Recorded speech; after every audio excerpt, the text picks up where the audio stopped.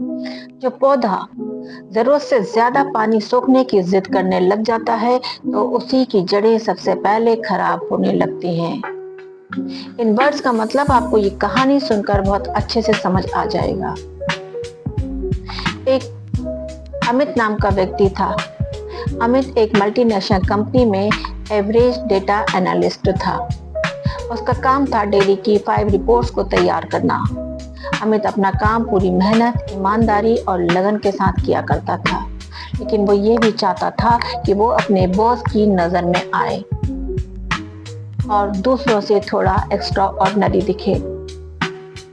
एक दिन अमित ने एक्स्ट्रा ओवरटाइम कर 5 की जगह 15 रिपोर्ट्स तैयार कर दी और जब उसने उन रिपोर्ट्स को अपने बॉस को दिखाया तो बॉस बहुत खुश हुए और उन्होंने सबके सामने अमित की बहुत तारीफ करी।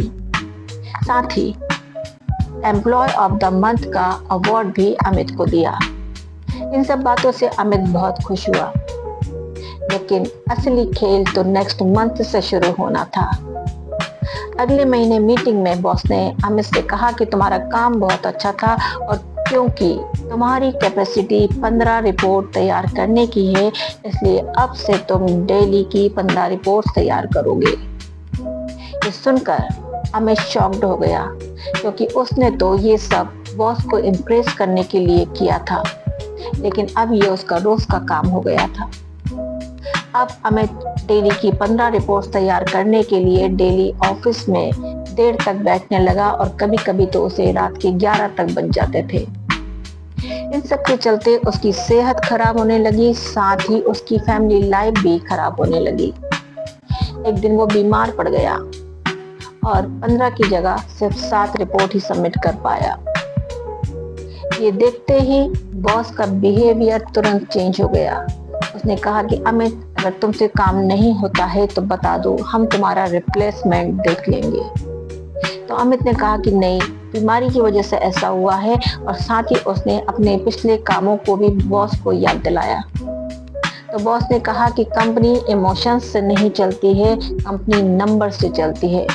अगर तुमसे काम नहीं हो पा रहा है तो तुम कोई और रास्ता देख लो।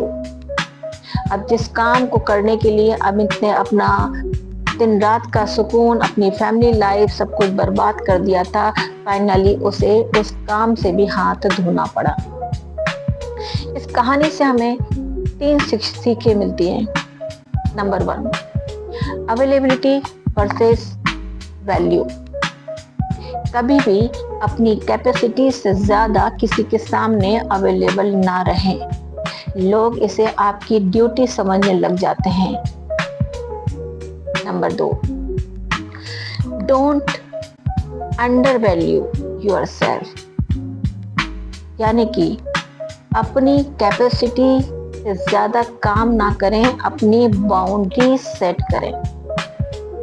अपनी बाउंड्रीज को जब आप ब्रेक करते हैं तो कारपोरेट की दुनिया में यही बात आपके लिए सबसे ज्यादा दुखदाई बन जाती है। Number 3, sustainability. काम वही करें जो कि आप अगले 5 साल तक उसी एनर्जी और फ्रीक्वेंसी के साथ कर पाएं। एक दिन का हीरो बनने के चक्कर में जिंदगी भर का मजदूर ना बने। तो आप क्या करें ऐसा कि इस जाल से बच पाएं? नंबर 1, ना कहना सीखें। अगर आपको आपके काम से ज्यादा कुछ काम दिया जा रहा है तो उसे आप अपने बॉस को बताएं कि इसके लिए आपको एक एक्स्ट्रा व्यक्ति की जरूरत पड़ेगी, साथ ही कुछ एक्स्ट्रा टाइम भी चाहिए पड़ेगा। Number 2, set your boundaries. अपने वर्किंग टाइम और अपने फैमिली टाइम के बीच में एक बाउंड्री बनाएं। घर जाने के बाद ऑफिस के फोन कॉल्स या मेल्स को रिप्लाई ना करें। अगर आप कंप्लीटली ऐसा नहीं कर सकते हैं तो कम से कम इसे कम तो जरूर करें।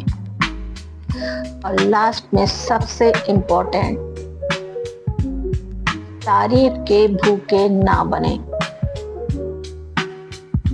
अपने बॉस की तारीफ पाने के लिए अपने काम को जरूरत से ज्यादा ना करें। और आपका काम कैसा है इसे आप अपने बॉस की तालियों से मत आंकिए। अपने काम की वैल्यू उसकी क्वालिटी से आंकिए। अंत में चलते चलते बस इतना ही कहूंगी कि अपने आप को इतना मत गिराइए कि लोग आपको फालतू समझने लगे। याद रखिए, सोने की वैल्यू भी तभी ज्यादा होती है जबकि वो इजीली अवेलेबल नहीं होता है। अगर ये वीडियो आपको यूजफुल लगा है तो इसे अपनी कम्युनिटी में शेयर करें। साथ ही अपने वर्किंग प्लेस का एक्सपीरियंस भी कमेंट करके बताएं। तो मिलते हैं अगले वीडियो में।